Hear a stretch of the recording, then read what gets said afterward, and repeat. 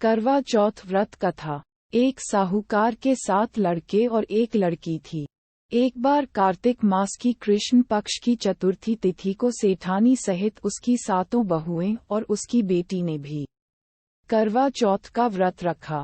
रात्रि के समय जब साहूकार के सभी लड़के भोजन करने बैठे तो उन्होंने अपनी बहन से भी भोजन कर लेने को कहा। इस पर बहन ने कहा, भाई, अभी चांद नहीं निकला है। चांद के निकलने पर उसे अर्घ्य देकर ही मैं आज भोजन करूंगी। साहूकार के बेटे अपनी बहन से बहुत प्रेम करते थे। उन्हें अपनी बहन का भूख से व्याकुल चेहरा देख बेहद दुख हुआ।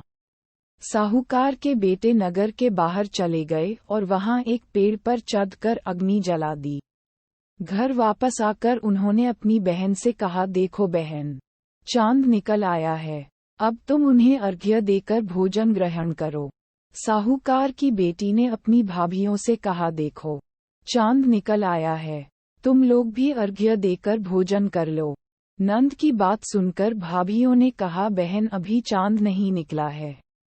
तुम्हारे भाई धोखे से अग्नि जलाकर उसके प्रकाश को चांद के रूप में तुम्हें दिखा रहे हैं।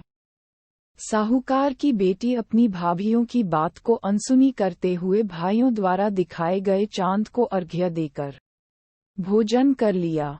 इस प्रकार करवा चौथ का व्रत भंग करने के कारण विघ्नहर्ता भगवान श्री गणेश साहूकार की लड़की पर अप्रसन्न हो गए। गणेश जी की अप्रसन्नता के कारण उस लड़की का पति बीमार पड़ गया और घर में बचा हुआ सारा धन उसकी बीमारी में लग गया। साहूकार की बेटी को जब अपने किए हुए दोषों का पता लगा तो उसे बहुत पश्चाताप हुआ। उसने गणेश जी से क्षमा प्रार्थना की और फिर से विधि विधान पूर्वक चतुर्थी का व्रत शुरू कर दिया। उसने उपस्थित सभी लोगों का श्रद्धानुसार आदर किया और तदुपरांत उनसे आशीर्वाद ग्रहण किया। इस प्रकार उस लड़की के श्रद्धा भक्ति को देखकर एकदम भगवान गणेश जी उस पर प्रसन्न हो गए और उसके पति को जीवनदान प्रदान किया। उसे सभी प्रकार के रोगों से मुक्त करके धन, संपत्ति और वैभव से युक्त कर दिया।